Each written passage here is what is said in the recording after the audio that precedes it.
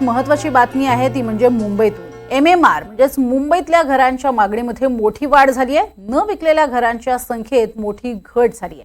गेल्या 6 वर्षातील आकडेवारी ही ऑन रेकॉर्ड पाहायला मिळते, तर अॅनरॉक या संस्थेनं ही आकडेवारी समोर आणली आहे। त्यांच्या सर्वेक्षणानुसार कोविडच्या नंतर मुंबईमध्ये घरांच्या मागणीत प्रचंड वाढ झाली आहे। 2018 साली न विकलेल्या युनिटची संख्या ही 2.23 लाख इतकी होती, त्यामध्ये आता 14% घट झाली आहे। मुंबईत घरांच्या मागणीमध्ये मोठी वाढ झालेली पाहायला मिळते। 6 वर्षातली आकडेवारी ही या कंपनीनं समोर आणली आहे। त्या कंपनीनं समोर आणलेल्या या आकडेवारीमधनं ही बाब स्पष्ट झाली आहे। ग्राफिक्सच्या माध्यमातून पाहूयात कशा पद्धतीनं ही आकडेवारीमध्ये वाढ पाहायला मिळते। विक्री न झालेल्या घरांच्या संख्येत मुंबईमध्ये मोठी घट झाली आहे। न विकलेल्या घरांची संख्या ही 14% घटली आहे।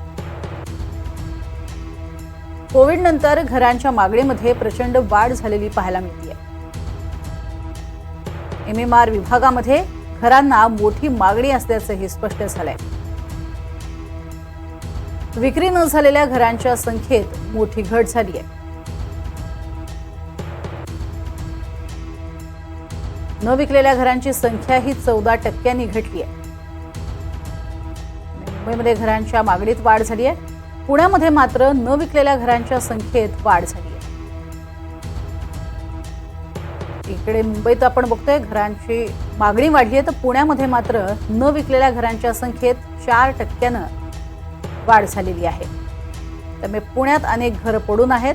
सध्या 1.93 लाख युनिट्स विक्रीसाठी उपलब्ध आहेत। पुण्यामध्ये न विकलेल्या घरांच्या संख्येमध्ये वाढ झालेली आहे। मुंबईमध्ये मात्र घरांची मागणी वाढलेली पाहायला मिळते। अधिक माहिती घेऊयात या संदर्भातली। जुई जाधव आमच्या प्रतिनिधी आपल्या सोबत आहेत। जुई, एक महत्त्वाची बातमी समोर येतेय। मुंबई आणि पुण्यातल्या घरांमधली ही तफावत सुद्धा लक्षात येतेय। मुंबईमध्ये मागणी चांगली वाढतीये। प्रज्ञा, निश्चितच ही एक महत्त्वाची बाब आहे आणि आनंदाची बाब आहे मुंबईकरांसाठी, कारण का मुंबईमध्ये न विकलेल्या घरांमध्ये वाढ होत आहे। जवळपास 14% ही वाढ दाखवली जात आहे। विशेष म्हणजे कोविड नंतर मुंबईमध्ये घरांची विक्री ही वाढलेली आहे। याचं कारण जे समोर आले त्या कारणानुसार ज्या स्टॅम्प ड्युटीज असतात किंवा ज्या इतर ड्युटीज असतात त्यांना लागणारे पैसे हे कमी झालेले आहेत आणि यासाठी मुंबईकरांनी आपला कल हा घरं घेण्याकडे जास्त वाढवलेला आहे। मात्र दुसरीकडे जर आपण पाहिलं तर मग पुण्यामध्ये हीच संख्या जी आहे ती वाढलेली आहे। पुण्यामध्ये न विकलेल्या घरांच्या संख्येत वाढ झालेली आहे। गेल्या 3 वर्षांची ही संख्या त्यांनी दिलेली आहे आणि विशेष म्हणजे मुंबईत लोकांनी आता घरं घेण्याकडे आपला कल वाढवलेला आहे। कोविड नंतरची ही संख्या आहे। कोविड नंतर अधिक भर लोकांनी घर घेण्यामध्ये घेतलेला आहे, कारण का जर आपण पाहिलं तर मग आजकाल लोक लोन काढून आपलं घर घेतात। होम लोन असतं, त्यामुळे नोकरी करून ते लोन देखील फेडलं जात असतं। ह्या सगळ्या बाबी लक्षात घेत आजची जी तरुण पिढी आहे ती स्वतःचं हक्काचं घर निर्माण करण्यामध्ये जास्त विश्वास ठेवते आणि त्यामुळे नवीन घरं घेण्याकडे कल वाढलेला आहे। आणि याच अनुषंगाने ह्या रिपोर्टनुसार घरांच्या संख्येमध्ये न विकलेल्या घरांच्या संख्येमध्ये वाढ झालेली आहे। तर पुण्यामध्ये जी घेतलेली घरं आहेत ती तशीच आहेत, त्याच्यामध्ये देखील वाढ झाली। पुण्यामध्ये लोकांचा कल कुठेतरी कमी दिसतोय नवीन घरांकडे। प्रज्ञा, जे सगळ्यात महत्त्वाचं म्हणजे या सगळ्यात पार्श्वभूमीवरती मुंबईत रोज नवनवीन लोक येत असतात। मग नोकरीच्या निमित्तानं असतील, कामधंद्याच्या निमित्तानं असतील, अर्थात हेच लोक घर खरेदीसाठी आपला प्रेफरन्स मुंबईमध्ये देताना पाहायला मिळत आहेत। या संदर्भात काही माहिती मिळू शकली आहे का?